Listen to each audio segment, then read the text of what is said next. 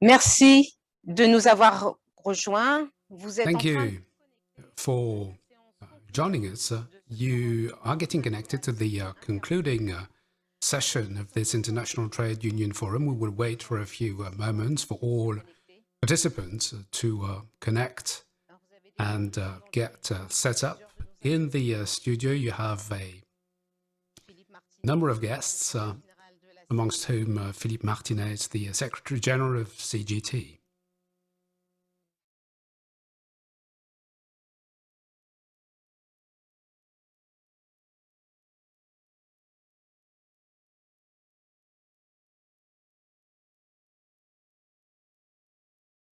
de retour non, mais de justement, son. quand tu parles, en fait, tu dois l'enlever. Ouais, je peux l'enlever. Sinon, tu auras ton retour. Ouais. Même si le journaliste papier. Mais sinon, ça.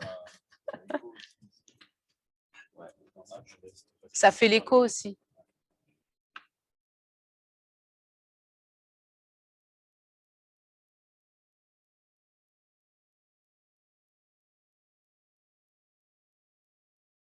La deuxième partie qui s'est branchée.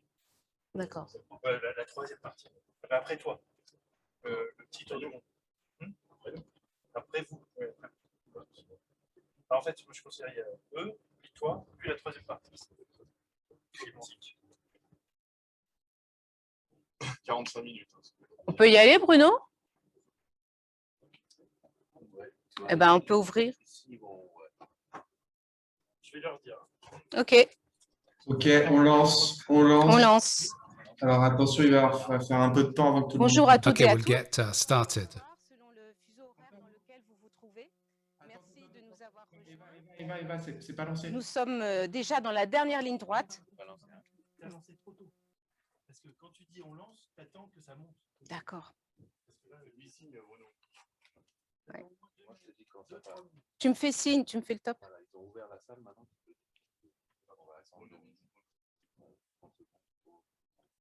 Bonjour à toutes et à tous. Nous allons attendre quelques Good secondes. afternoon to all of you. Welcome to this concluding session. We'll wait for a few moments for everybody to get connected and set up. Alors, vous êtes en train de vous connecter à la séance conclusive de ce forum syndical. You are attending the concluding session of this International Trade Union Forum. In the studio, you have already quite a number of the panelists who will be addressing the audience today.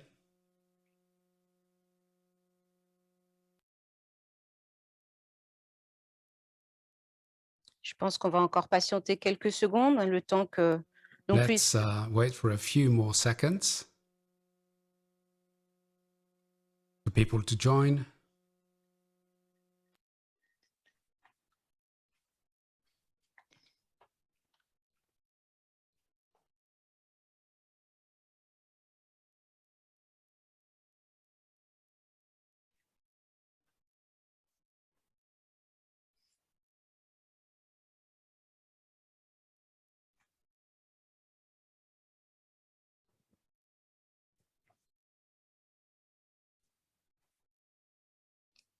Bien, de nouveau, une nouvelle fois, bonjour à toutes et à tous, ou encore bonsoir. Okay, so welcome, good afternoon, good morning, good evening, depending on your time zone. Comrades, brothers and sisters, this is the last session in this whole week of this International Trade Union Forum on ecological and social transition. We had about 130 organizations meeting and discussing in 18 different workshops. We will be, of course, coming back on the workshops that took place this week, giving you some highlights. We mentioned water, energy, coalition building. A number of highlights will be summarized by the comrades around the table, including Neshim Ashush from the Rosa Luxemburg Foundation. He will be speaking English.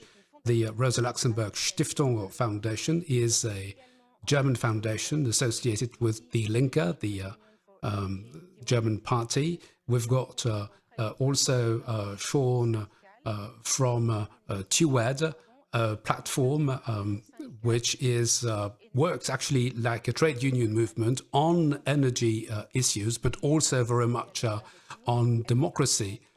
Léa Loubès is also with us. She is a member of the French section of the Global Labour Institute, an international movement with a number of trade union organizations that CGT has been partnering with, and Sébastien Troppo from Alter Summit, one of the spin-offs of the global Alter Summit movement. We also have in the room Philippe Martinez, the Secretary General of CGT in France. He will be giving us some conclusions and will come back to what we can do in the run-up to COP26 in Glasgow in November of this year. And then we will have statements from a number of trade union leaders who will give us their take on this forum. And of course, you very much will have the floor. You can use the chat for questions and comments. We will close this meeting at about 5:30. If you have questions on the forum, do not hesitate to come in. I understand that some of you might be also interested in commenting the football match that is currently taking place. So let's move to Nassim from the Rosa Luxemburg Foundation, who will be addressing us in English. And first of all, I would like to thank the CGT for receiving us all this week and hosting this great conference. So the Rosa Luxemburg Stiftung is a foundation dedicated to the heritage of Rosa Luxemburg in its most modern sense, emancipative and critical of capitalism, radically democratic and opposed to all form of imperial power, and most of all committed to solidarity and for the construction of the democratic socialism. Political education, critical societal analysis, comprehensive international work, and research grants are its most important areas of work, articulated through the 25 offices in the world. The Brussels office that co-organized this forum operates in the Western European region, from Portugal and Spain to Austria and France. Central topics of our work relates to concept of economic democracy, approaches to participatory and multicultural democracy, and the proposal for social and ecological transformations. We use the European platform to debate the realization of transformative concepts in the world region. In this sense, we gladly took part in this collaboration with the other organization to build this forum. The climate and ecological crisis is one of the core topics of our work, for which we support alternatives based on climate justice, energy democracy, and putting the voices of the most affected people at the forefront of the struggle. This forum has been a unique opportunity to share experiences around struggles and alternative visions to build an answer coming from workers and social movements. At the conclusion of this forum, we wanted to make an assessment of the central elements and of the different working groups and roundtable that we coordinated and led on water, industry, industrial reconversion, as well as the question of training and unemployment. So first, the impact of global warming on resources, and in particular a vital one, water, and the increasing scarcity, overconsumption, and degradation have been assessed as an increasingly worrying problem at the global scale. The situation highlights the crucial need to change the mode of governance in order to replace it in a democratic model and outside of the logic of profit. It was strongly recalled that ecological and social transitions can only be achieved if they are pushed by truly democratic public forces in the service of the common good. On industrial and reconversion issues, it is remarkable to note the existence of proposals from transformations carried by trade unions that strengthen struggles and place the workers' movement as the driving force of transitions, while putting good jobs at the center of the processes. At the same time, the financing of worker protection and productive transformation can only be done from a perspective of justice and in a redistributive manner, where companies and multinationals must assume a burden proportional to their responsibility in the climate and environmental crisis. The different tables demonstrated the importance of creating international links and alliances at the trade union level, but also creating links with social movements that are fighting for the safeguarding of our planet and for the exit from the current destructive economic and social model. On every topics and in all sectors, the need to understand the issue in a global way, to connect them and to reveal the historical mechanisms of expropriation and domination are essential to ensure that this transition is just for all. The severity of the situation and the descriptions described in every table state clearly the need for a leading role of the popular classes, the working people and all the oppressed people to go beyond the greenwashing proposed by many corporations and institutions and for the construction of an alternative social model based on social and ecological justice. Finally, the last element, which it must be said surprised us by its magnitude, was the will to create a common way and to achieve solidarity through action. We were often reminded during this forum of the importance of the moments in which we find ourselves and the need to advance our demands and proposals through concrete actions. This is a dynamic that the Rosa Luxemburg Foundation and its Brussels office want to be part of, with in view the COP26 in Glasgow, where the various demands must be heard. Thank you.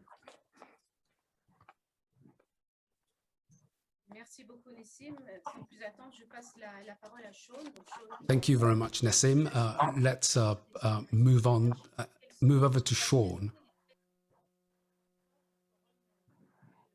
for his summary of the highlight from your point of view.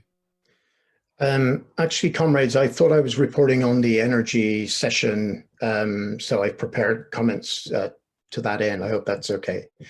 Actually, there's an overlap in what the session was trying to do and what Chued's work is all about. We are fighting for the defense of public energy and the reclaiming to public ownership of privatized energy systems as a means of fighting climate change. We think it's the essential component.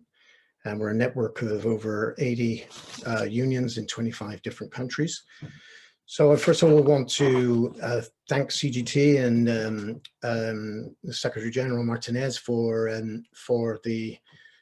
hosting this very important discussion.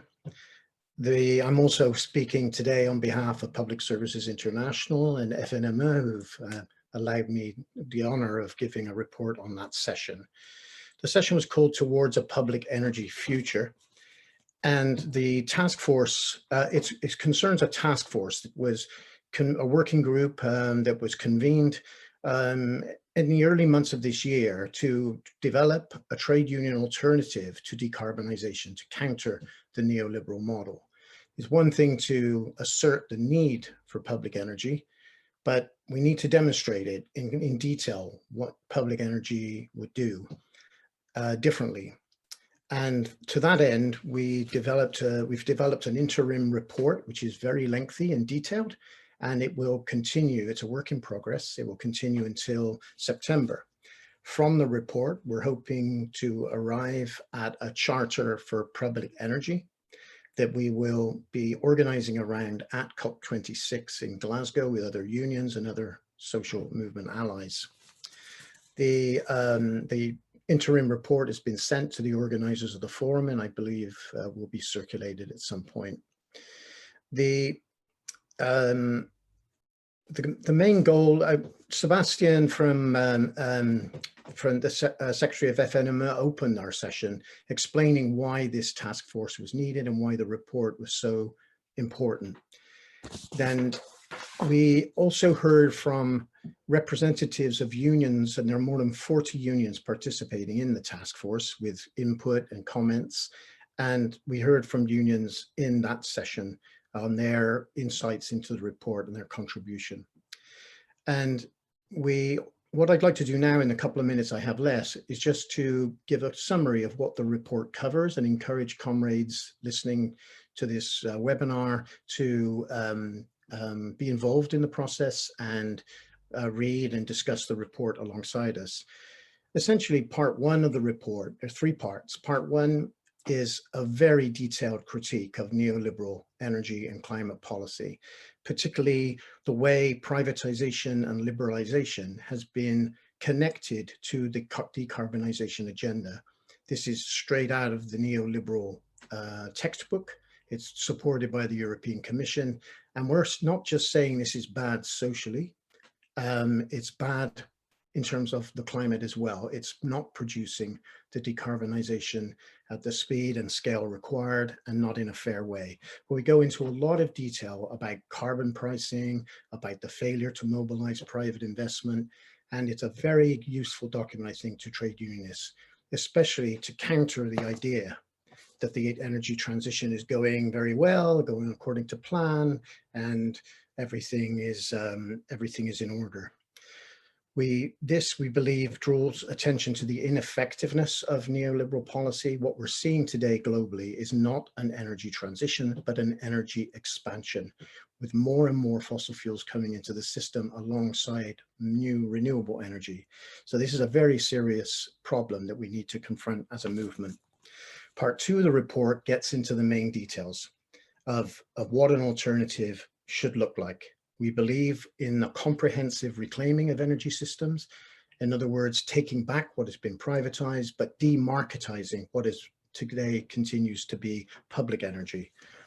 We believe that this is absolutely essential in terms of reconstituting energy planning, which is absolutely essential given the massive technical challenges of decarbonization.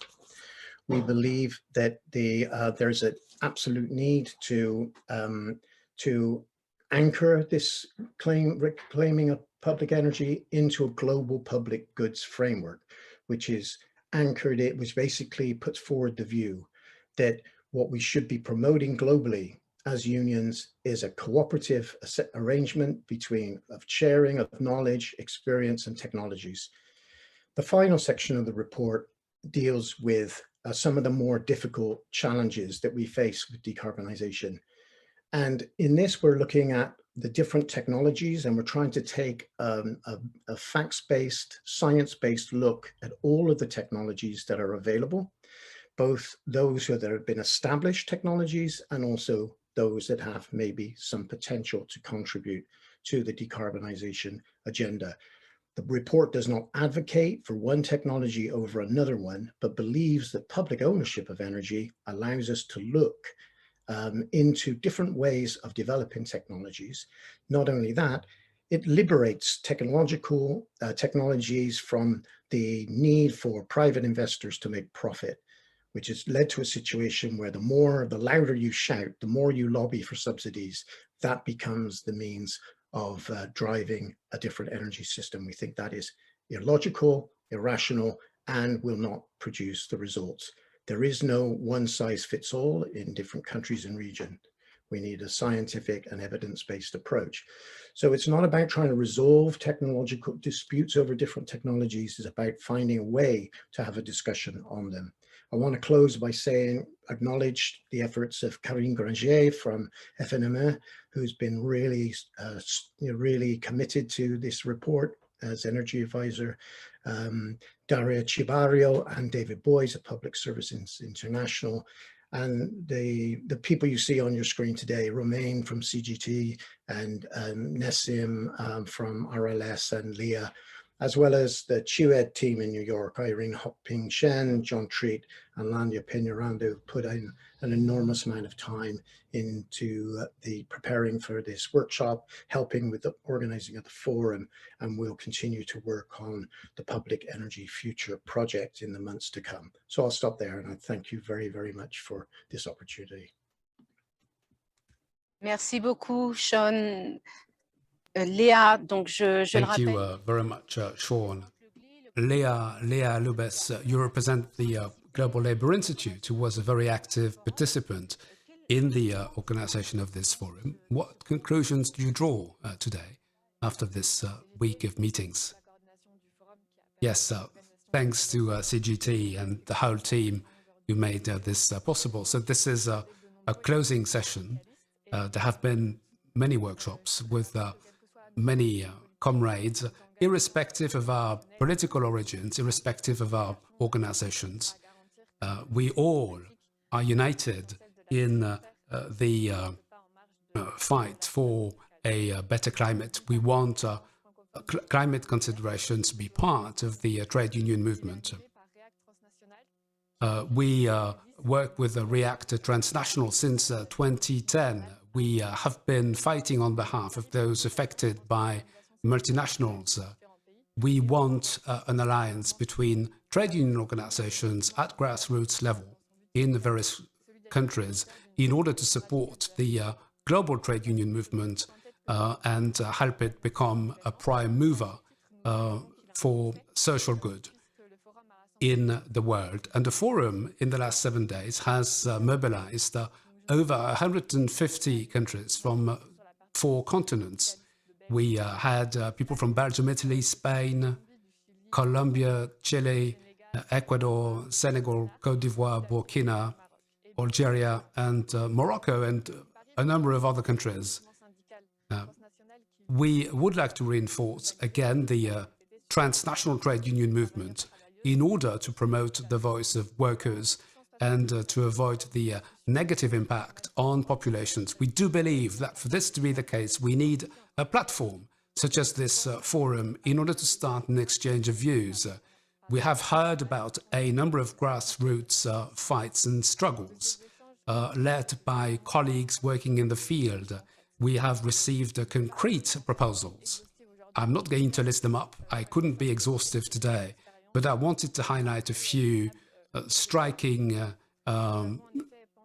exchanges. We thought about communities, how to reorganize communities with workers working in the building trade industry. François from Belgium told us about his fight against energy precariousness. In Burkina Faso, we heard about a fight led by trade unions against the destruction, the planned destruction of a forest for new housing. This has given us hope for a new type of transition, especially with the participation of people working in the field. David and Antonio, who are farmers, shared their fight against multinationals. In Sicily, the use of solar panels have shown how you can actually organize a better way to produce energy. Morgan told us about a new common agricultural policy for the EU in order to stop the continued exploitation of farm workers, especially farm laborers in the south of Europe.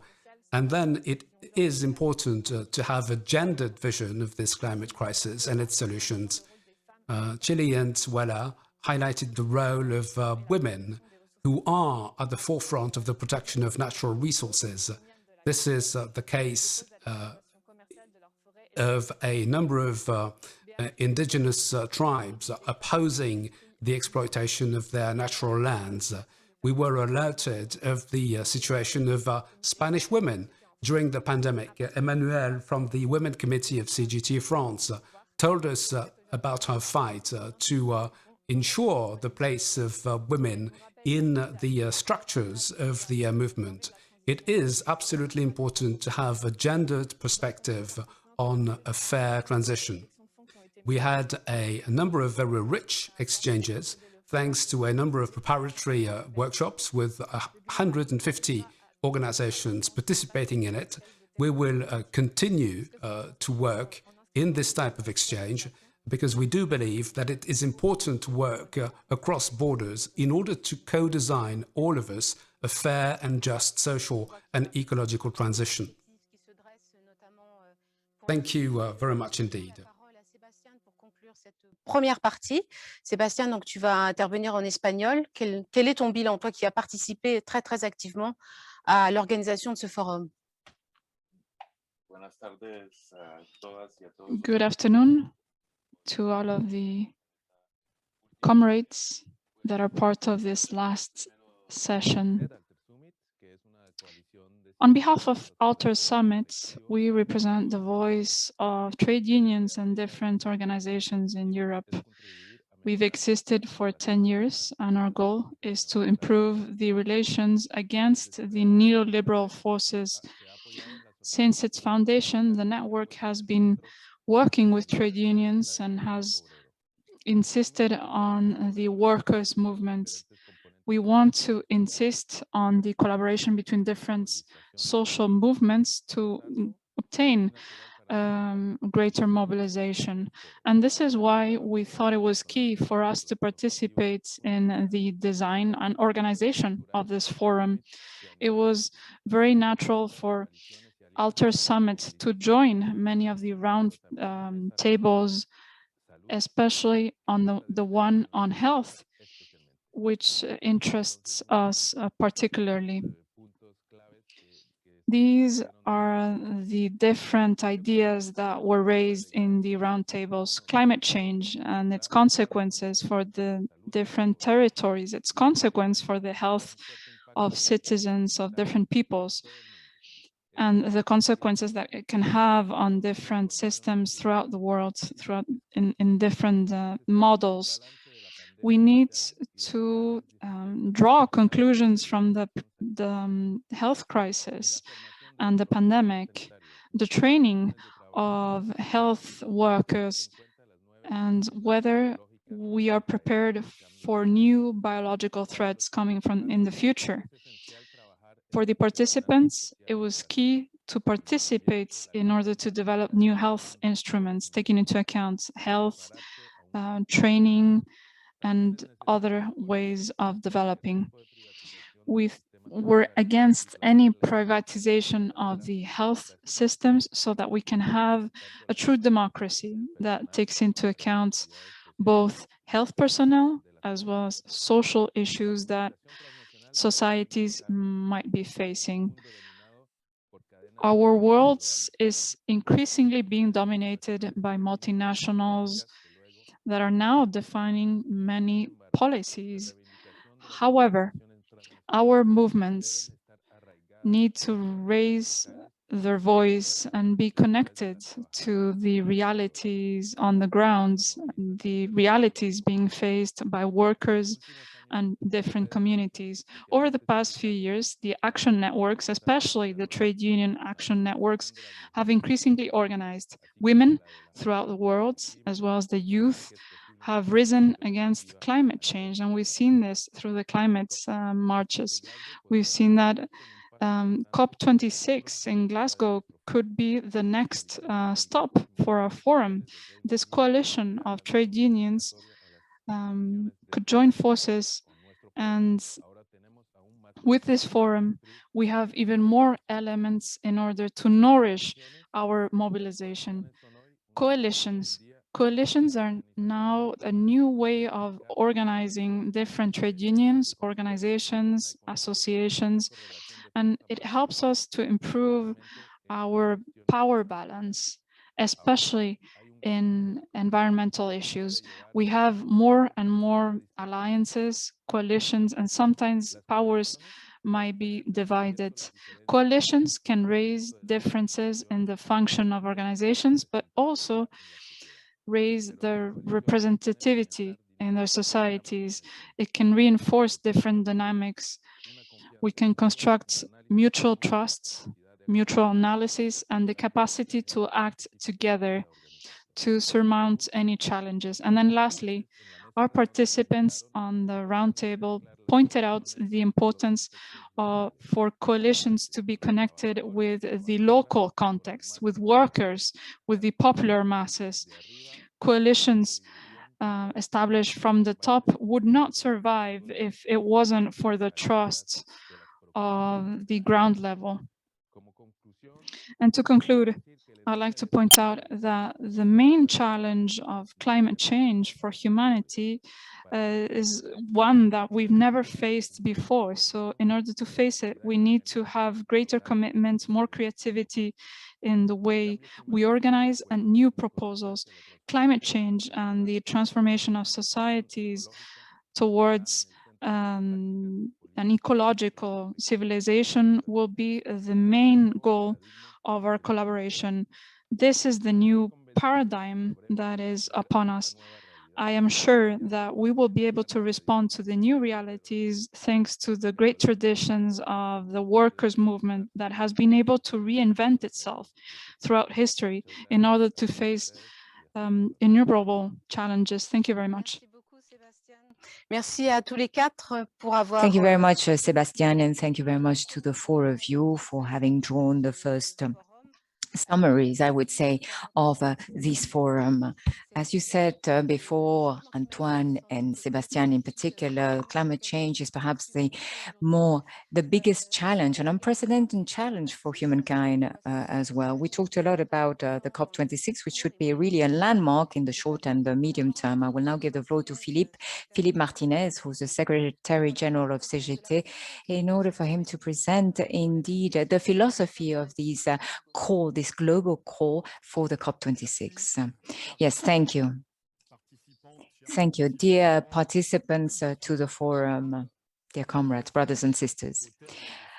We've come to the end of these International Trade Union Forums on ecological and social transitions.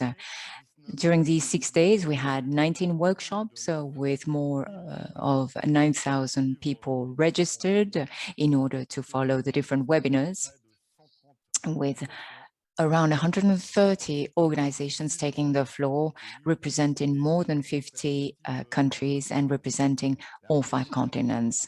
Now, thanks to this work, we have been able to come up with a call on the basis of our concrete experiences and with proposals on the basis of our practices in order to make sure that we carry out a fair transition, a true transition on the basis of solidarity.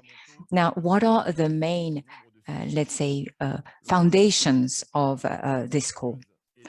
First of all, the voice of workers, men and women, on the challenges they are confronted with in their lives, in their working lives, but as well in their lives as citizens, the voice of these workers cannot be ignored. We have to reaffirm that it is stemming from the workplace, from the knowledge, the know-how of those that are at the heart of the production system, that we will be able to build ecological and social transition plans with, at the heart, the very importance of human beings and the very importance of the planet.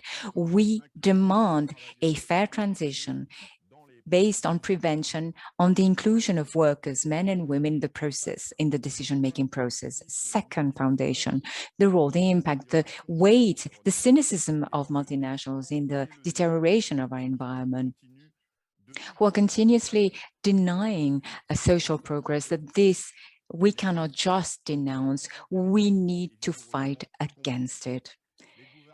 Governments are very often the best allies of these groups, of these corporations, who are the main obstacle for an ambitious transition to the benefit of the whole of humanity.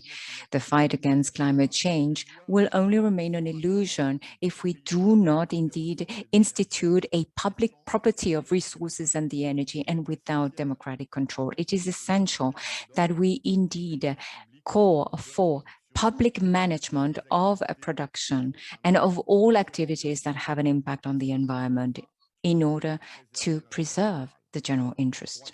Third foundation, the world environmental crisis does not spare any of the sectors of our economy or our production system. It is increasing the existing inequalities, and of course, the ones who are left to pay the price of it all are the more precarious and vulnerable ones. And it is up to the public power, to the public sphere that represents the willingness and the common interest to really have some kind of environmental planning and social planning of our economies. And we need to work on the basis of collaboration, of solidarity, to satisfy the needs of all humankind. And our objective must be justice and true equality between the peoples. Fourth foundation, the struggles of men and women workers to protect the planet are the same as those that are organizing themselves in order to reject all those liberal authoritarians and neo-fascist governments.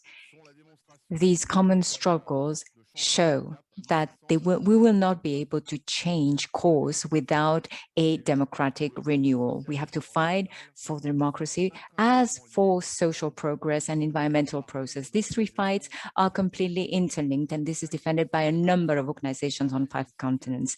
Fifth foundation, work is at the heart of the necessary social and ecological transition. A true transition, a true fair transition must guarantee the rights of those who may lose their jobs today so that they can find a better employment or the same kind of employment in the future. This means that, of course, we have to strike a new balance, among others, in international trade, to make sure that the environmental standards, the social standards that are never there at international there are effectively implemented, so that we put also conditionalities and very stringent ones on the resilience and recovery plans in the world. Sixth foundation, is necessary to amplify our discussions, our debates, to make sure that we claim our demands in a united manner in the future. Trade unions have a huge responsibility in this sense, but we need to find points of convergence with other actors and stakeholders, such as the NGOs and associations for the defense of the environment on the planet. On the basis of these alliances, while creating coordination spaces at the world level, will we be able to really come up with alternatives? It is our time to come up and to struggle against those financial powers, so as to really create a democratic space for gender equality against systemic racism. We all have access to quality jobs that allow us to reduce also the GHG. For us, the work doesn't stop here. We need that the fight will be a long one, and that it will require all our commitment, that we will have to go beyond our contradictions, and that we will have to pull together our experiences, that we'll have to discuss our proposals, and that we'll have to unite and mobilize ourselves. We commit ourselves to go on with this cooperation, to make it real, to increase it with one objective in the short term, the COP26 in Glasgow in November this year. And we will make our voice heard. We will claim our claims. We will work with all those forces and stakeholders that will be there, and we will adhere to the building of a unitarian and movement in order to impose another alternative, an ecological, social, and democratic alternative. This is one of the perspectives that we hope we've opened with this first forum. Thank you to all of you for the extraordinary energy you've shown all along this week, and long live international solidarity. Thank you very much, Philippe. Your appeal is indeed an unprecedented and ambitious process. We call on our unity, and this is the foundation of our forum. Now, we've heard the voices of a lot of comrades during this week, so now the time has come to listen to those trade union leaders who will give us their opinions on the core, on the spirit of this core. As for the previous roundtable who attended it, we will now start with the Asian continent. I will now give the floor to Mi Kyung Ryo of KCTU of Korea, the first trade union organization in Korea. You have the floor. Mi Kyung, are you there? Bonjour. Mi Kyung, la parole est à toi. I'm here. Thank you bienvenue. so much inviting me to make a comment. And thank you. I have to change the language button. Yeah, thank you so much for presentation for the common appeal. And I believe for the last 5 days, all of us had a very meaningful and fruitful discussion. It was unfortunate I was not able to follow all the sessions and workshops because I took a role in another international conference. I'd like to make some comments on the common appeal proposed by the brother Philippe Martinez. All of us are making it through the unprecedented crisis caused by the COVID-19 pandemic. And at the same time, we are vividly realizing the contradiction of the capitalist world. The capitalist economy showed that This is vulnerable to external shock pandemic, because the production is organized to serve the social, not to serve the social needs, but in a way to maximize the profit for the enterprises. Even though the economy and our daily life seem to be restored little by little, and our deep concerns are raised that the recovery from the crisis will bring more inequality. That's why we all agree that the ecological and social transition is necessary and urgent.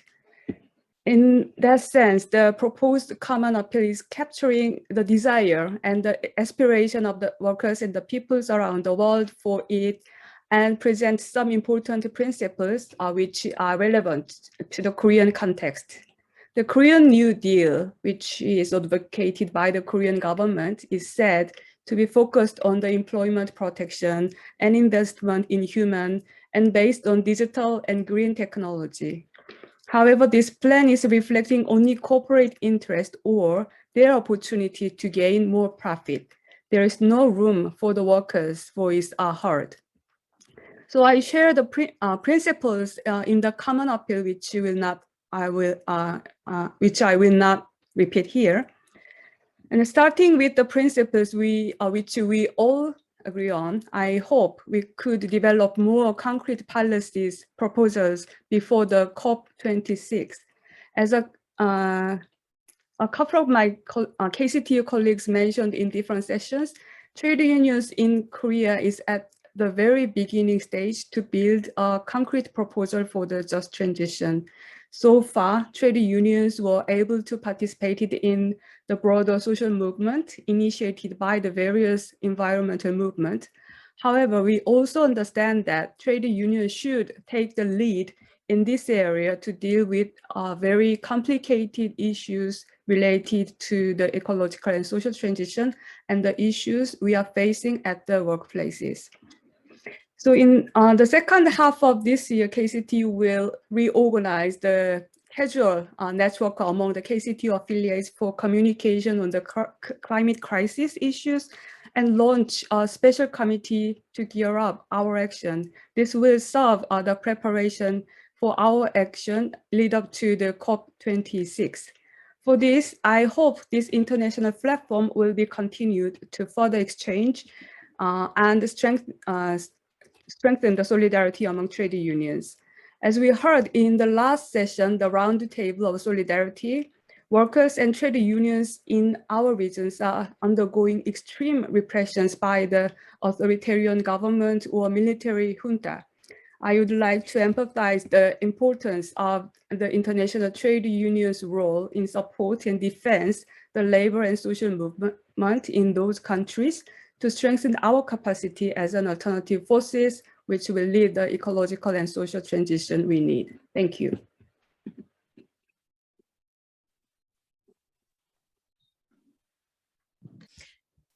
Merci beaucoup, Mi-kyung. Alors, ce sont les aléas du direct. Nous quittons. Thank you very much indeed, Min-kyung. So we will leave Asia right now and we will move on to Spain. Cristina Pantabien from Comisiones Obreras, the Spanish trade unions, will take the floor for his take on this common call. Buenos días, buenas tardes. Good afternoon or good morning. First of all, fraternal greetings from Comisiones Obreras to all of you who have participated this week in the International Forum. Congratulations for this initiative, allowing more than 100 organizations to gather to put forward constructive proposals for an ecological and social transition. Thank you very much for the effort made from the colleagues of CGT France and the Rosa Luxemburg Foundation. And I take this opportunity to say hello to Philippe Martinez. We all agree in saying that this forum allowed trade unions from different continents to put together several experiences this allow to enrich the debate on just transition. But the most important thing of this forum is that it allowed us to talk about the ecological transition with the voice of the workers' class. Climate change is here. And workers, women and men, need to be at the center of decisions. Decisions are related to the ecological transition plan, respecting human rights and the planet. The fight against climate change affects us all, without exception. The ecological crisis deepens social inequalities and affects those who are more vulnerable, and it will have an impact on employment, today's employment and the future employment. And this crucial phase in which we are, the trade unions need to put forward proposals and need to be active to change the capitalist and neoliberal paradigm with the exploitation of human beings, resources, and all that is public. In this sense, the green transition needs to push for a change towards a new development model compatible with a future with a life on the planet, respecting human rights in its largest sense, including labor and trade union rights, where equality between men and women is a reality, and with the elimination of any inequality and reinforcing equality and social justice. There can't be an ecological transition if it doesn't go hand in hand of a social justice.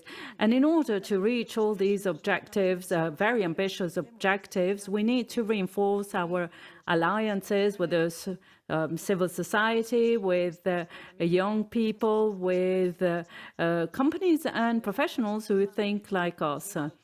This current system will lead to failure if we go on. We need to cooperate and to coordinate our work with solidarity, with an exchange of ideas and proposals, and denouncing abuses from governments and multinationals. Only like this will be strong enough to face the future challenges. And this forum needs to be the first step in this sense. COP26 in Glasgow, as it was stated previously, will be the next encounter to reinforce even more these alternative proposals, ecological, social, democratical proposals, allowing the SDGs 5, 6, 8 and 10 to be a reality for the whole of the planet, as we demanded from the ITUC during the COP19 in Paris. There won't be employment in a dead planet. And to conclude, I think it would be necessary to recognize women and men who've been murdered in the defense of the human rights all over the world.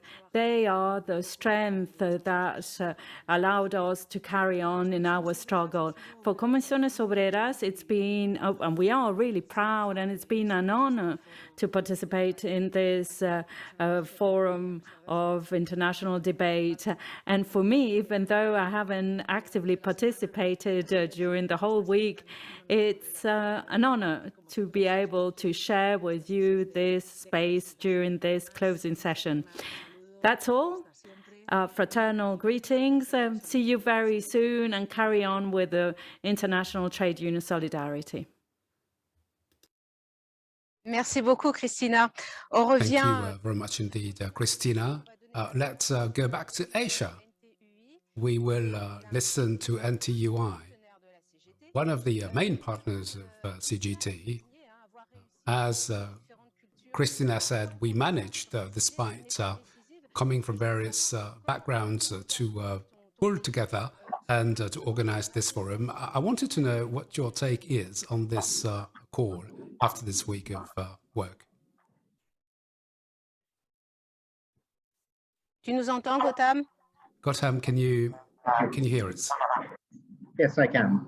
Should I go on? C'est Yes, à toi, please. Gautam. Thank you. Well, Merci. thank you. Thank you, CGT, for this extraordinary week of learning, education, and bringing the world together, the world of the working class, the world of our social allies, the world of our experts. And very importantly, I want to note the presence of that part of the world which includes our comrades who are not able to form democratic unions and control. I've joined you this evening to assure you that we from the NTUI will travel with you on the road to Glasgow and in our struggles beyond. Because it's only in that coming together that we build our strength. But going forward, while we join you in your closing declaration, it's our sense that we must acknowledge the pandemic more fully. The pandemic reflects perhaps the most colossal moment of human society having crossed the line with nature. And it's opened up a myriad set of challenges within the working class that have not just, that have of course threatened lives, threatened the whole entire system won over a century of universal access to education, of healthcare, and of course the very existence of wages and jobs.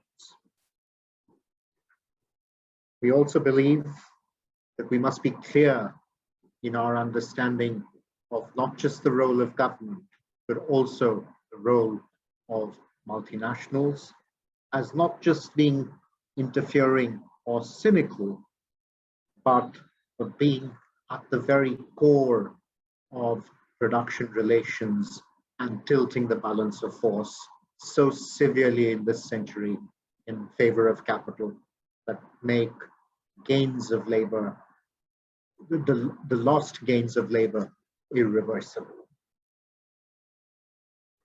The statement rightly acknowledges inequality, but I think we need to go more and recognize the lack of equality and the lack of equity within our countries. Here in India, the inequality just between the working class, between members of the working class, is colossal, with workers living in European standards and those living in abysmal conditions which are unthinkable in the global north. But we must very clearly also acknowledge the disparity between countries, between the South and the North. Very, very important acknowledgement in trying to bridge the divide. Going forward, we understand that the changes that we will achieve will be incremental. But as we push for those changes, if we really do believe that we seek to control the means of production, then we must be willing in the days ahead to address questions of systemic change and of changing the manner in which means of production are owned and coordinated. We of course join you with all our hearts in recognizing that these struggles will not be won without ensuring that we defend the democracies we enjoy, but also make sure that we defeat forces of the far right that are rising in every one of our countries, in India, in Brazil, in Europe, pretty much everywhere we see around the world. Bringing about democracy is at the core of sustaining our movement, of energizing our movement, and reinvigorating our movement. And our solidarity to everyone who's been here through this week in struggle, and we look forward to working together, taking our struggles forward. Thank you very much.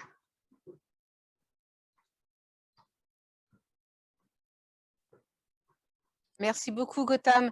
On a pris un chemin, on est passé par l'Espagne. Thank you very much, Gautam. So we heard South Korea, Spain, and then India. Let's go to Africa. Let's go to Senegal with Eliman Diouf from CSA Senegal.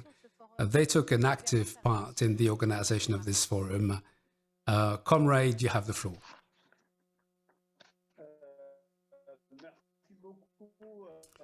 Thank you very much indeed. Unfortunately, you seem to be cutting out quite a bit.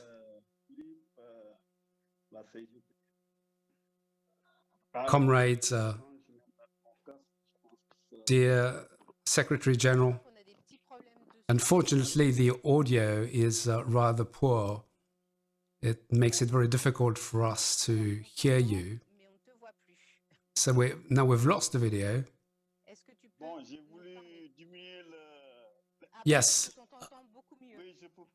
Yes, I'm going to stop my video in the hope that the remaining bandwidth will be devoted to a better audio link.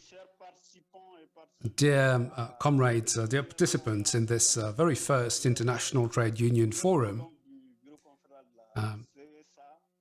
on behalf of the Confederation of Autonomous Trade Unions in Senegal, I would like to congratulate CGT and all organizers of this forum.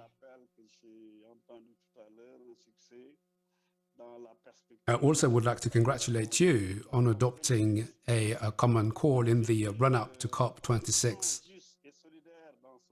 A just and fair transition in this day and age after COVID is of prime importance, and I understand that 6 days may not have been enough to cover and discuss all angles, but they have been quite a number of interesting discussions resulting in very concrete recommendations to which we can fully subscribe, as we believe that they are essential for the future of the planet. So thank you indeed to all workers, and thanks to comrades participating from Senegal. We have had a lot to do given the ongoing onslaught against our rights and the degradation of the environment at the behest of multinational companies. We see that trade union freedoms are being sapped. We are being imposed working conditions and wages which are really unspeakable.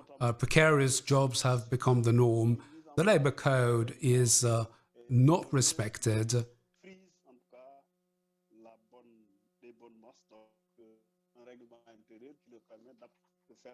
And we are imposed internal regulations for those of us working in companies, which make it very difficult indeed to be a shop steward, to represent a trade union and to represent workers in practice. We have to do in our country with oil and gas mining, and the way oil and gas is mined raises a number of problems in terms of ecological degradation, which we see happening on a daily basis. It's also not very fair from the taxation point of view because of the way those multinational companies work. And this, of course, leads to unrest and instability in the country.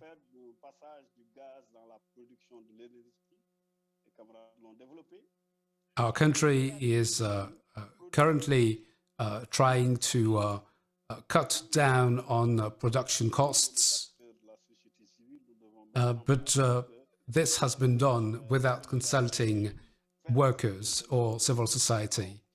And we do believe that trade unions must be more forceful in making sure that operating conditions and environmental standards are fully adhered to. Otherwise, we will always end up with more degradation of the land. We have a number of strategic industries in the country, but unfortunately governments have ceded their power away to multinational companies. And governments, and this is not just the case in Senegal, but throughout Africa, have simply ceded all power away to those multinationals who then decide to work the way they wish and set prices. It is important, we believe, to remedy this situation and to have public ownership of those means of production.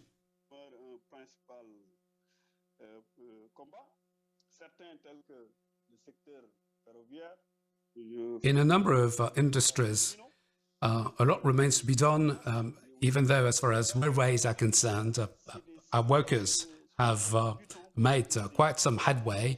We also are fighting the postal service currently, which has been trying to privatize.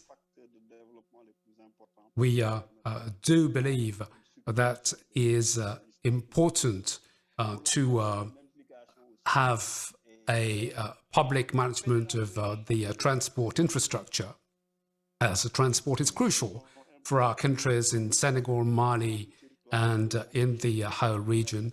The post office also plays a crucial role because it's a community-based service, and everybody needs to be able to access the postal service and communicate with all brothers and sisters. We need to find alliances in this day of global warming and climate change.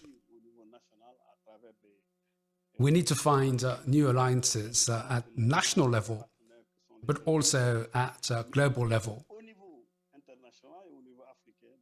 As far as the African continent is concerned, we also need to do our best to find new alliances. And CSA Senegal has been trying to build alliances with partners in the last few years. We want to be heard by government on ecological matters, but also we would like to make sure that pressure is brought to bear on governments so that a number of industries are considered to be public goods and no longer left in private hands.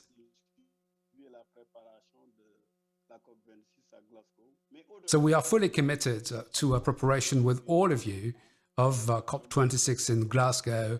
And of course, we do believe that there is a case to be made for those alliances to continue on after COP26 in Glasgow.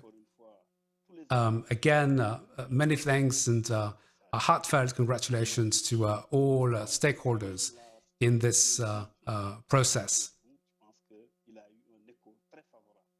I think that this forum resonated with a number of us, with many people and organizations all around the world.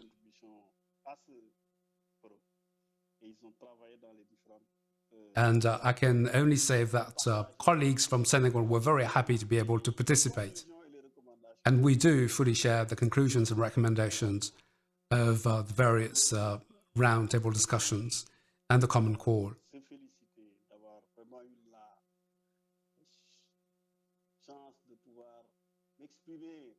And I'm very happy I could take the floor on behalf of African comrades. So thank you very much indeed to the organizers. We need more international solidarity for a fair and just world for all workers. Thank you very much indeed. Salut à tous les nous impose des alliances fortes.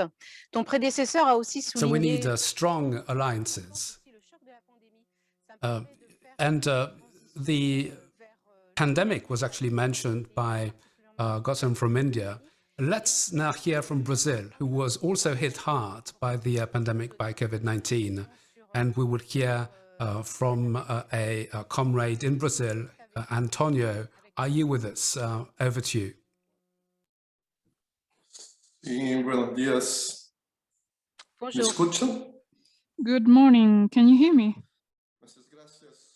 Thank you very much to invite me to this session. I'd like to send my greetings to all of the comrades from CGT for this initiative and for the organization of this forum that I think is extremely important, especially at this point which humanity is facing.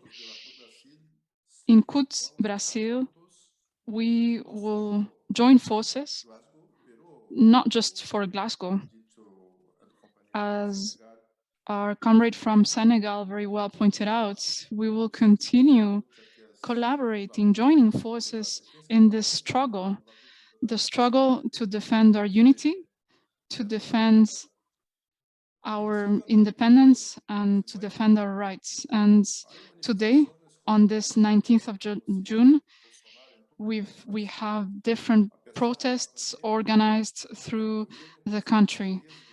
In this situation of pandemic, we have this big threat, the virus, but also the government, the dismantling of the states, the environment is now forcing our citizens to step to the streets and protests.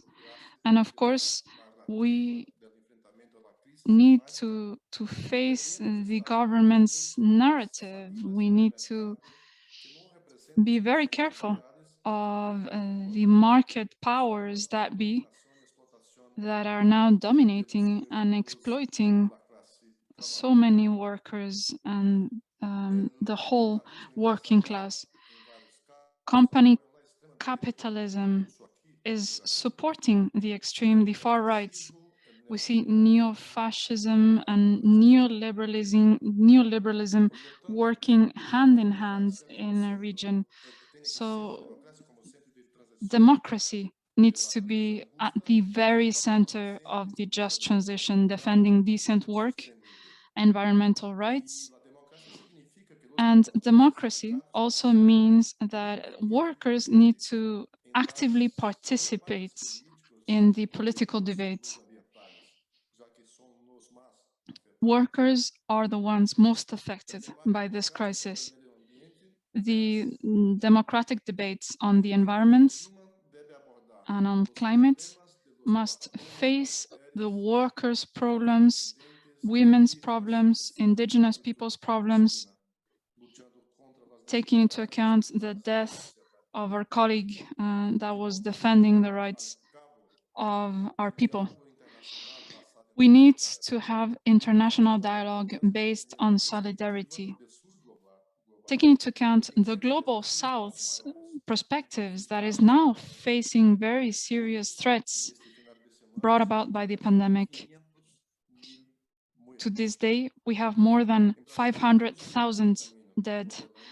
Brazil has a very difficult path to follow over the coming years because of the previous crisis and the measures brought by Bolsonaro. He brought a lot of cases of privatization in Rio de Janeiro. We're now trying to revert the situation provoked by the government and the dismantlement of environmental policies, because Bolsonaro is now incentivizing attacks on the Amazon rainforests, other important rainforests besides of the Amazon. And so we see that social movements are also under threat because of these attacks. And this is also coming with a dismantlement of the structures of our states. We will continue supporting all of our comrades and continue advancing towards Glasgow with coordinated actions to resolve the current challenges. Thank you very much. Merci beaucoup, Antonio. On se dirige vers le nord de l'Amérique. Thank you very much indeed, Antonio. Let's move to the north of America. Patrick Rondeau from Quebec, from FTQ. We mentioned the privatization of water, the pandemic, of course. What is your take in the run-up to COP26 in Glasgow? Yes, thank you very much indeed. Thank you for the invitation. FTQ is very happy to have been able to participate in this event. We have also participated quite intensely in the working groups before this event. There is a real need. We need to get together, we need to discuss, we need to talk. And I do believe that the number of registered participants shows this very clearly. We need to pull up our strength against the powers that be. We need also to be present in the grassroots with our members, talk to the workers in companies, on shop floors. It is important to involve them in this fight. Otherwise, there is no way we will carry the day. In the last week, we have seen that we share quite a number of commonalities, but the impact may be very different.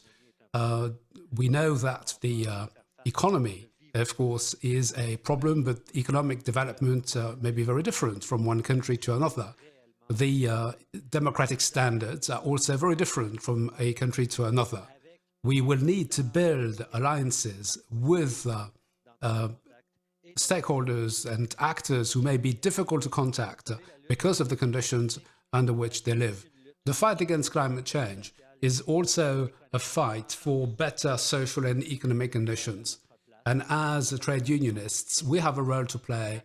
We need to assert our rightful place, but we also need to learn that there are actors in this fight for ecology who have been at it for the last 30 or 35 years, and we need to be able to articulate a common response with those actors who have not been traditionally trade union leaders.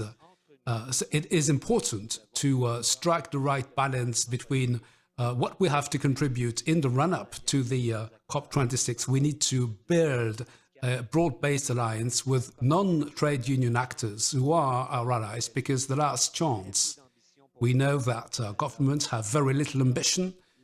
Before COP26, there is little appetite to do more in the fight against climate change, and it's very much a hall of mirrors, despite the entreaties of the Secretariat of the COP, but also the Secretariat of the UN Convention against Climate Change.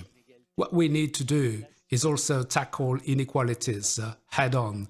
This is a desperate situation. We knew this. It was exacerbated during COVID, of course. We live in countries with various situations. The right of action, the freedom of expression may be very much impacted in some countries. And we understand that this has made the forum difficult with some of our colleagues and comrades who had problems connecting to this meeting, but it goes way beyond the question of infrastructure. It's just a question of getting everybody's voice heard. We will only be as strong as we are numerous and allied in this fight together. Thank you very much, Patrick. So you mentioned a number of commonalities, of course, but with major differences in terms of accentuation and the impact. Let's now hear from Lebanon, a country who was actually very much affected by the crisis. I'm going to read Castro's Abdallah's statement. Dear comrades, participants in this trade union conference, let me start by thanking our comrades from the CGT for organizing the seminar and making it possible for us to participate. On my behalf and on behalf of FENASOL, the National Federation of Employees and Workers Unions of Lebanon, on behalf of all workers, we thank you and wish this seminar every success. We are all suffering the consequences of the ecological conditions imposed today by the capitalist system all over the world, and especially in the Arab world and in Lebanon. We have bore the brunt of many attacks on the working conditions and environmental degradation due to the lack of good safety and environmental conditions at work. employees are being exploited by workers, especially during this period of crisis caused by the socio-economic crisis we have been enduring in Lebanon and in the wider world. As a result, workers are being tested. We are unable to mobilize and find the necessary levers to improve the environment and the health and safety conditions at work. Conditions are not met by employers, especially by those of large companies, institutions, but also multinational firms operating in my country. I can give the example of street cleaning workers and waste treatment workers. We lack a real policy for waste processing. Waste is being thrown into the sea without any processing, sorting or recycling, which leads to the pollution of Lebanese beaches and the pollution of air. Added to this is the issue of greenhouse gas emissions from petrol and diesel vehicles and factories. Finally, I would like to thank once again all CGT comrades who showed us solidarity and support after the catastrophic explosion that hit Beirut on the 4th of August 2020. The toll was particularly heavy, with over 200 innocent citizens losing their lives. In addition, there were 6,000 people injured and several institutions and factories were destroyed, including the port of Beirut, which increased the already existing pollution in Lebanon. The explosion has been compared to that of a small atomic bomb because of the force of the blast and its radius. We hope that all the participants in this seminar will be able to co-design answers together so that the working class can recover and overcome the health and socio-economic crisis. It is time to enforce international conventions on safety and environmental conditions, as well as fair collective bargaining and a real representation of the working class. Thank you very much indeed for your attention. So this was Castro Abdallah from Fenasol in Lebanon.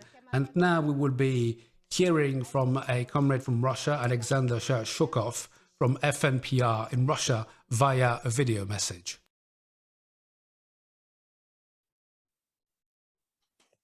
Добрый день, уважаемые товарищи. Dear comrades, on behalf of the Federation of Independent Trade Unions of Russia, I would like to welcome all participants of the forum. We believe that the topic of environmental and social transition of the modern society is extremely relevant. And you know, those 20 participants of the forum representing our federation are impressed by what they have heard and seen during these days and by the work of various sessions where they express their opinion. Environment is a very important topic both for Russia and the Russian trade unions. The situation is such that even now some corporations abetted very often by local authorities try to pollute our regions. Some years ago, our colleagues, trade union activists in the region of Arkhangelsk, fought against a landfill in the Shias region. And they were successful despite the pushback from some quite powerful businesses and regional authorities. Similar situation arise in other places as well. You know, social issues have always been relevant for trade unions. As we all know, the growth of social inequality in the world is a challenge, and Russia is unfortunately no exception. If 15 years ago, ICFTU and ITUC spoke about casino capitalism and casino economy dominating the world, then today we're facing something that can be called the economy of the pandemic. And by the way, the results are the same. Namely, the wealth of major corporations is growing, while living standards of workers, also trade union members, are deteriorating. Naturally, we cannot remain unconcerned. The initiative to organize this forum is, in my view, very timely and important. But of course, we would like to meet not only online, but also offline. We'd like to see each other's eyes and feel a warm, friendly handshake of our comrades, brothers, colleagues from other trade union centers. Thank you very much for for your cooperation and hope to see you soon in person this time. Thank you. Merci beaucoup, Alexandre. Thank you very much, Alexander. Well, as you said before, we hope we can all meet in person. I just wanted to say that the FNPR is one of the most important, if not the most important organization in the International Trade Union Confederation. You have more than 20 million workers. It's important to say that. Now we're going to give the floor to the international organization, Jeremy Anderson of the International Transport Federation. Also 20 million members. That's a coincidence. You have seafarers, rail transport workers, public transport workers. Jeremy, you have the floor.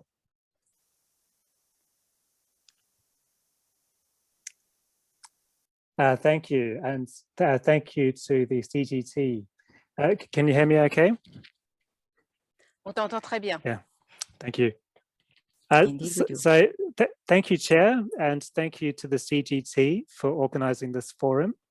The CGT plays a leading role in the ITF's Sustainable Transport Programme with David Gobet as co-chair. And this conference provides a great opportunity to build international solidarity on this theme. So reflecting on the debates this week, there are 2 points that I would like to highlight. Firstly, the importance of building an economy-wide vision of an alternative system. As transport unions, we are very clear that getting to zero carbon means we need more than technological solutions. We also need structural transformation of the sector, and we need to actively plan for transport as a public good. And we also need a new public funding model, in particular, to make sure that all countries in the global south have access to the funding that they need. But we're also very clear that we cannot look at transport in isolation. Decarbonizing transport will be dependent on other sectors, particularly the energy sector. So for example, rail and road transport will rely on renewable electricity, and shipping and aviation need alternative fuels such as ammonia and hydrogen. So we heard from Sean earlier about the importance of a new model for the energy sector, and we need to build a new model for transport alongside it. So this forum has been an important engine for building cross-sector solidarity between transport and energy workers. And we've had the great work of CHUED, and we will continue to work with CHUED and also our sister federation, PSI, as we go forward. Secondly, I want to highlight some of the key aspects of a worker-led just transition that we've been talking about this week.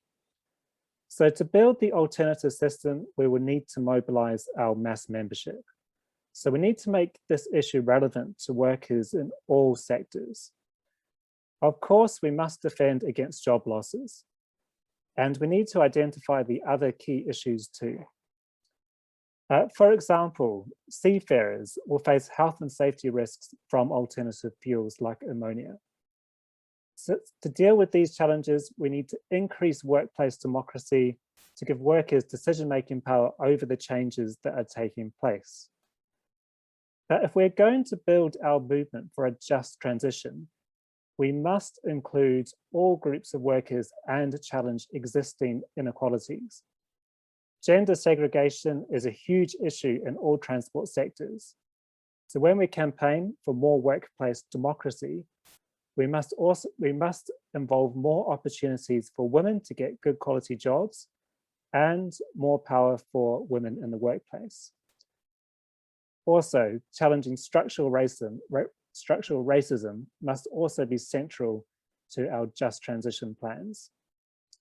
And finally, we need to mobilize young workers who obviously have a massive stake in leading the green transition. We need to make sure that young workers have a pathway into all of our industries, and this starts with giving young activists leadership roles in our unions. So thank you, comrades, for this inspiring conference. It is international, it is economy-wide in scope, and it is worker-led. And this is exactly the approach that we need. Thank you, Chair.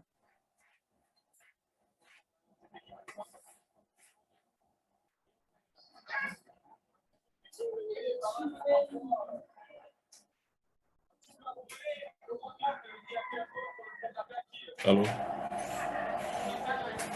Allô? C'est une thématique qui a été Thank you very much to the ITF. And now this is indeed a topic that's being widely spoken. David, what is your appreciation, or how do you value the call for action? David of PSI. We have a sound problem. We have a sound problem. Yes, thank you very much. And now I took part in several workshops this week, and I took part in the TUED work on energy.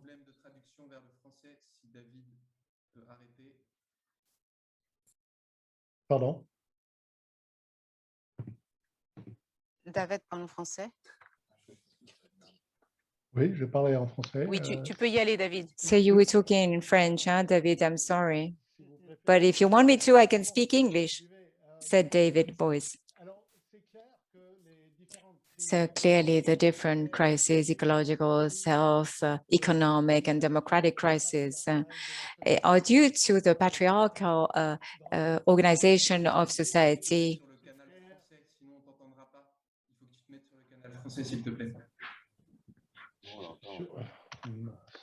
On entend David? No, we can hear David very well. Apparemment, David, tu n'es pas traduit dans les autres langues. C'est pour ça qu'il y a apparemment un petit souci. And apparently nobody hears the interpretation. Can you hear the English interpretation? Because apparently, because we had no problem hearing David. Thank you to all of you. Well, is everything okay for the interpreters? For the English channel, we're fine. We're absolutely fine as far as we're concerned, the English. Well, as I said before, so the ecological, the health, the economic, democratic crises are all interlinked. Because this is due to the patriarchal organization of society. Women are limited to the worst paid, more precarious, and under the pandemic conditions, the more dangerous jobs of this capitalist system. And this extremely financialized system. And this requires that we really unite between the different movements. And we've seen this during this week, and we see this reflected in the call for action. Now, towards the COP, I think we need to establish a link between those crises, so that we just don't work on technical solutions or more limited policies. No, towards the COP, I think that what we need to do is draw the lessons of the pandemic, especially on the fundamental role of public services and governments at all levels to make sure that we can protect each and every one of us, as well as our environmental systems of which we are part. We need to indeed continuously work and make sure that we protect and defend our democracies. Otherwise, there will be democratic abuse, there will be fear-mongering, there will be division, opportunism. Defending our democracy is at the core of our action as trade union movement, and we need to show that we are able to take into account the needs of our workers, of our affiliates, but also to respond to the prerequisites or to the needs of society. On behalf of Public Service International, we insist on having access to free public services that are not privatized, that are not financialized, where we're talking about healthcare, water, energy, education, culture, transport, municipal services, and now the access to the digital, etc. We know that this universal access to these services allow people, men and women, families, to indeed thrive. And we also know that they reduce inequalities, that they reinforce democracy as well. However, governments for the COP will need to have their own positions, and they need to position themselves in favor of a low carbon planet. And this will not be easy because we have spent 50 years to just deconstruct, undermine government and public services in favor of individualism and materialism. We need to redefine production and consumption limits. We need to redefine internationalism and the true solidarity, because the pandemic has shown the deficiencies of the present system. We have to establish fiscal justice, cancel the debt of developing countries, refocus on the obligations towards human rights. Now, trade unions in all the sectors will have to take up this challenge and show that they're up to the challenge. Our challenge is to protect our members, but also to show the way towards a rapid and deep transformation. The climate crisis requires that of us.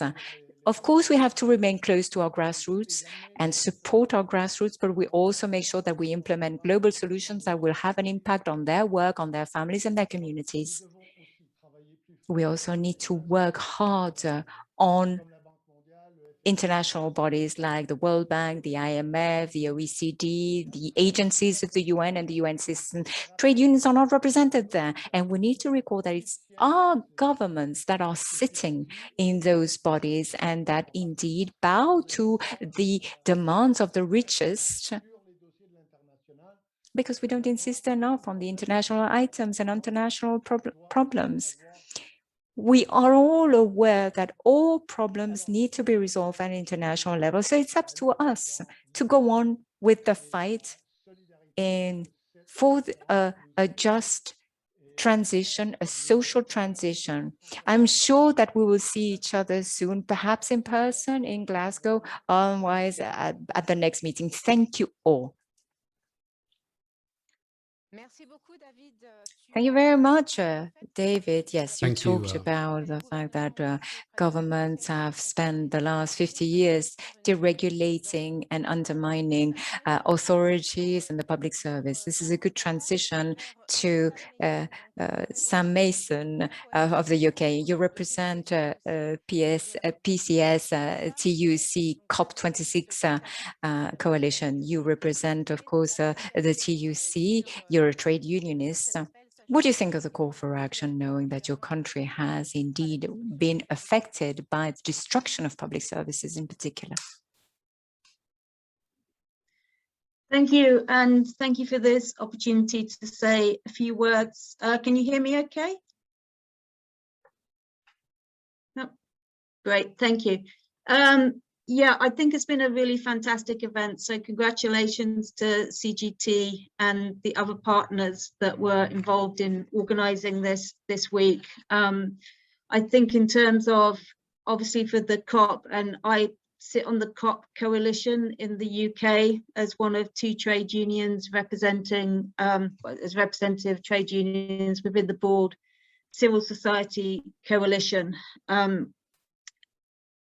And just to, sorry, I can just see there's a problem with the sound, but yeah, so just to say, I mean, I think it's been really fantastic that a lot of the discussion and the interventions now, looking back over the course of this week and the different workshops, have really encapsulated a lot of what we are hoping to achieve through the COP26 coalition. And just to say briefly who we are, we're obviously civil society organisations in the UK that have come together to organise and mobilise around the COP on the very practical issues of sorting out logistics for a People's Summit and what mobilisations we will take into, but also strengthening our collaborations and understandings amongst our own groups and allies and movements. And so we have traditional NGOs and environmental groups, we have faith groups, we have anti-racism and social justice groups, along with many others. But we're also really pleased to have a trade union caucus within the coalition, where we can also have our own discussions to help mobilize towards the COP and the interventions that we need to be making.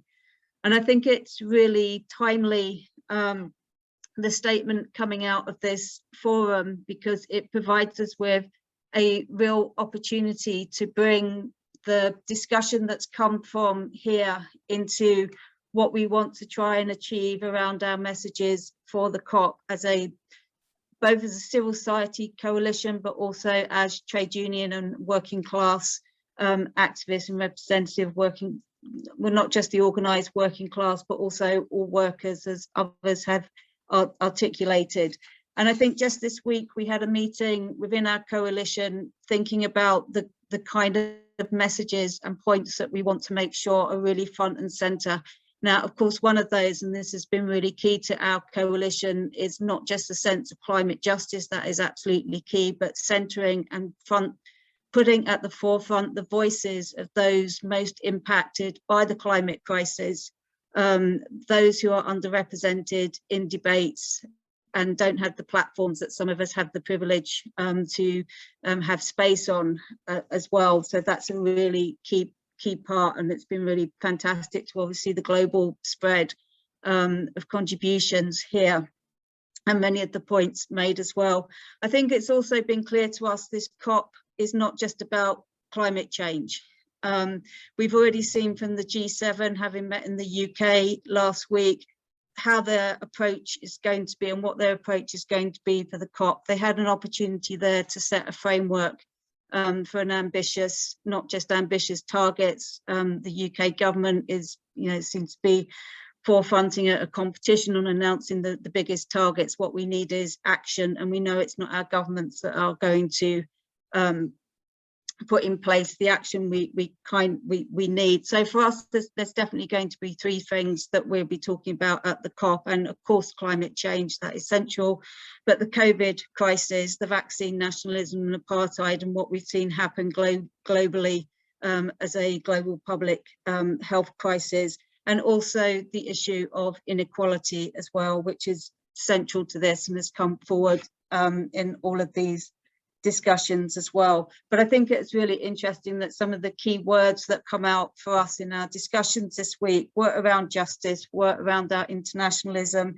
were around solidarity. But as a trade union movement, what we want to add to that is public ownership, is public goods, is democracy as well. And also importantly, as the comrade from India highlighted, is equity. It's not just about inequality. So equity is also key.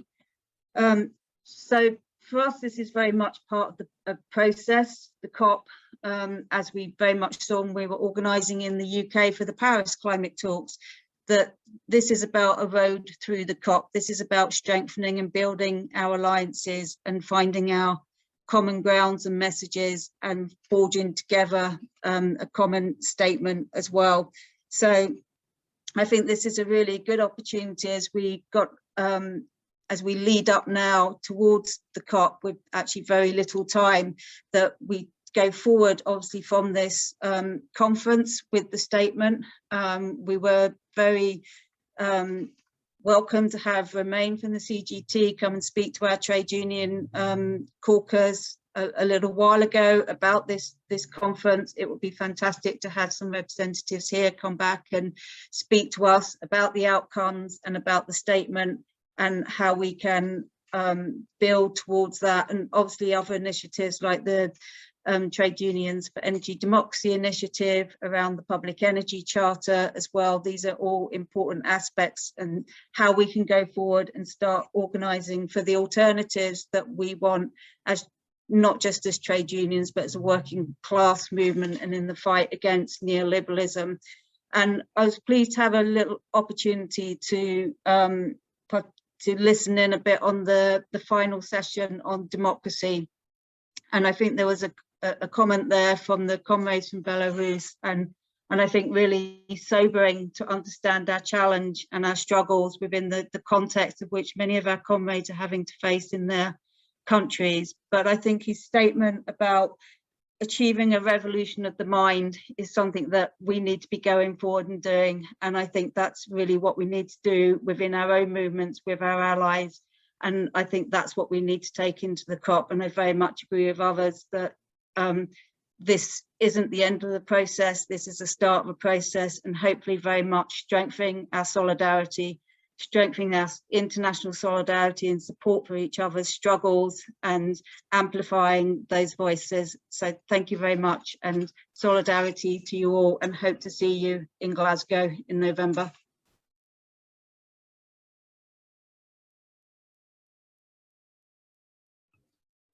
Merci beaucoup, Sam. Alors, nous avons quelques demandes. Thank you very much, Sam.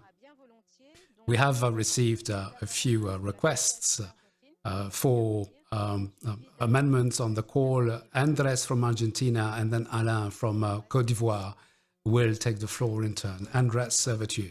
Good afternoon, everyone. Good evening or good morning, depending where you are. Greetings to Philippe Martinez, Secretary General of CGT France. Congratulations for this important forum.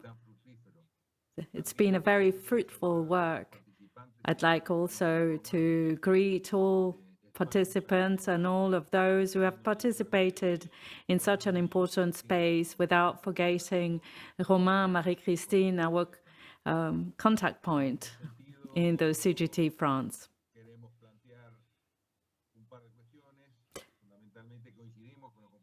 We agree with the comrades from all over the world in talking of mad capitalism who puts the burden on workers.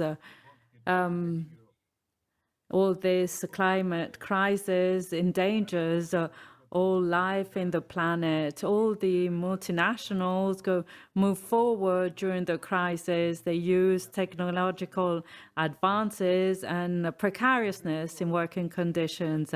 Now, regarding the world crisis we are faced with, there are several organizations, amongst which ours, consider that we need urgently to adopt measures to suspend patents, vaccination for all, technology transfers, so that any country can produce vaccines in order to face this humanitarian crisis. We see that some pharmaceutical companies are getting and obtaining a lot of profits. And if we do not do so, we won't be able to move forward. The trade union movement needs to have a struggle for a new paradigm, the fight for democracy and human rights and social rights, and for economic and civil rights, the fight against environmental pollution, and to protect employment stability for workers in a just transition and not leaving anybody behind. The fundamental role is the role of the state and of the public sector as a regulator, a manager, and owner. Without a strong state, we cannot change this paradigm. The social dialogue with collective bargaining and with collective agreement are fundamental to rebalance the situation between the productive sector and the labor world. Sustainable development is also very important. The implementation of these objectives, the objective of sustainable development, are very important. The commitment from the states need to be respected, and we need to play a role so these SDGs are implemented and they just don't stay only on paper. The alliances are fundamental, as we've said. This alliance policy is of paramount importance, and I'll take some minutes to explain our experience after 15 years of a progressive government meant that the trade union movement with other social organizations carried out some years of resistance, and that allowed us to be in a good place. Now we have a friendly government in a very difficult moment in the framework of the reconstruction of the country.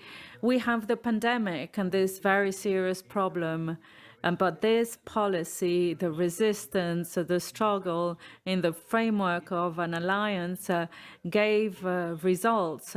The enemy continues to be the neoliberalism. In the middle of the crisis, we are at a crucial moment. If we don't have an alliance and a resistance policy, the paradigm won't be in our favor. Thank you again for inviting me. Thank you for giving me the floor. And this final statement should be our roadmap to continue with our struggle. Thank you. Merci beaucoup, Andrés. Je passe la parole à Alain. Thank you, Andrés. Alain from Côte d'Ivoire. Over to you.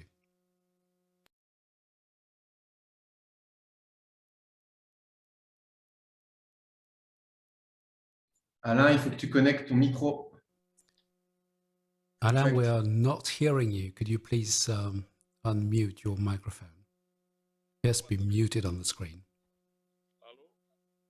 Yes, can you hear me? Loud and clear.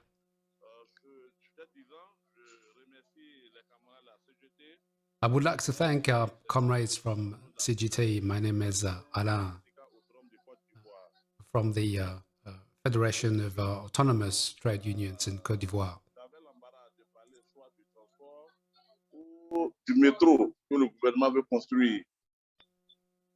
Today, in Côte d'Ivoire, we have to deal with a number of informal sectors. We are confronted with a number of very polluting industries. In order to fight against pollution, transport should be organized on the basis of public policies, with as a principle public ownership. We welcomed the idea of building a metro, an underground, in the capital city.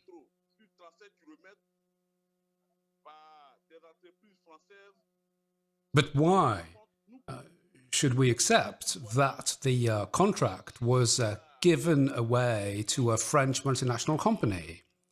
It's costing billions of CFA francs, even though we can see that the same public works have been made at a much lower price in other countries. We know that with only 200 billion CFA francs, it would be enough to create tens of thousands of new jobs.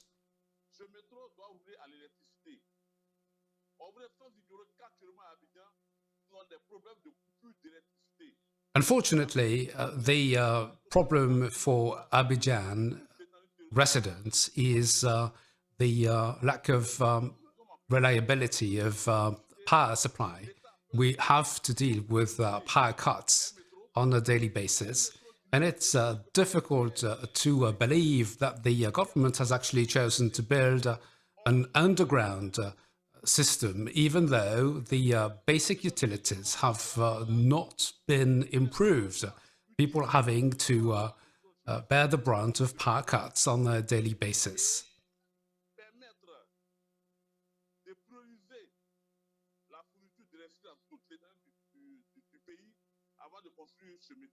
It is important, we believe, to get our priorities right and to improve the power grid throughout the country before we start building an underground for the capital city.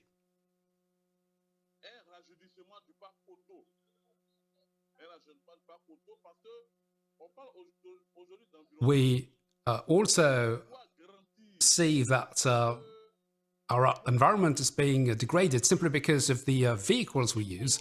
Our cars are extremely old and very polluting cars. It is important for major investments to be made in order to improve the vehicle fleet used in the country.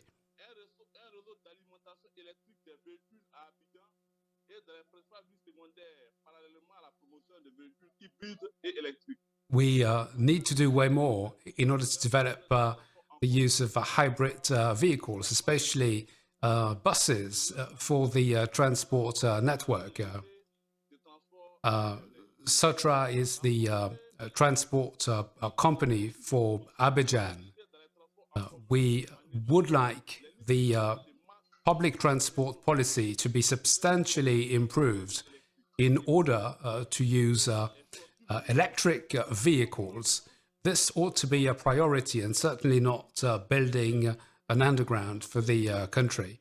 We do believe that it is actually way better to improve the power grid in the country. The government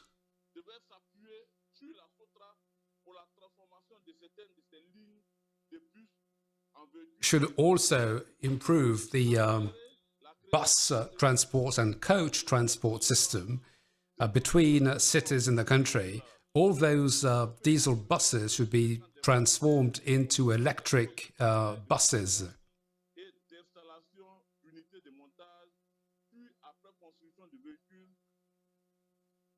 We need to improve the infrastructure. We need to get the infrastructure to build those buses in the country, and we need also to get the maintenance workers trained. We also would like to call for a transition for lorries. So the transition must, of course, happen for light vehicles, but also for heavy-duty lorries.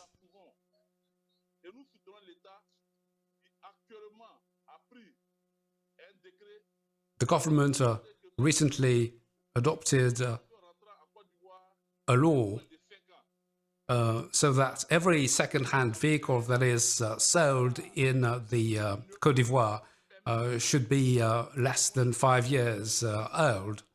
We believe that this is actually a very good decision. But we would like the government to do even more. So this is what I wanted to say, focusing on the transport sector. Thank you very much indeed for your attention. Thank you, Alain. Let's now move on to José Luis from the Inter-Trade Union Confederation of Galicia in Spain. And José, could you please keep it down to 3 minutes? Thank you very much indeed.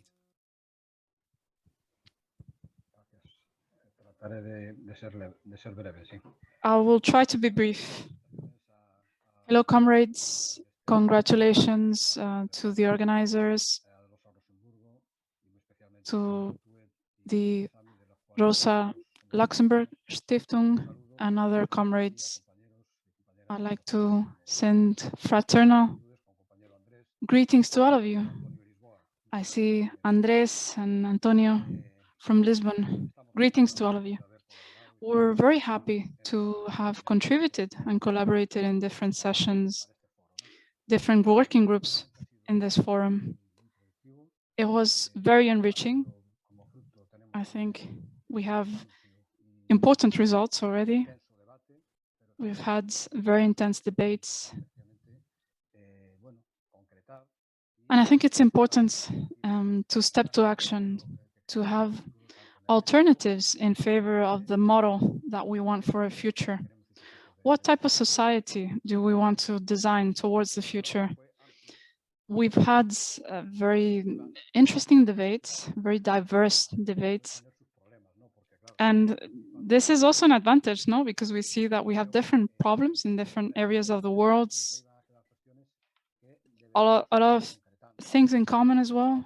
But if we want to go to Glasgow with a common voice, with an alternative solution, I believe that we need to be specific. I heard very diverse opinions in the debate. So to start with, what type of energy do we want for the future? It's important to be clear about this. We want it to be ecological, clean, sustainable, of course, but would we include atomic energy in that classification?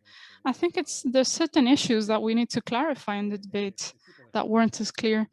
And now with regard to the management, of course, we all think that managing energy resources has to be public or with some contributions of the private sector. Some were rather in favor of just public management. We need to be clear about what we want in that respect. And then thirdly, what type of management do we defend if it's public? What type of relations would it have with communities, with territories, with countries where resources are going to be exploited? Will these countries directly be involved in the management of resources in a democratic way? How can we guarantee these? How can we guarantee that resources are not going to be destroyed?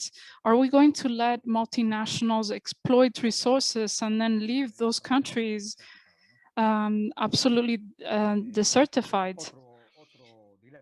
And then another dilemma that I was thinking about in the roundtable on coalitions and alliances, we spoke about social dialogue.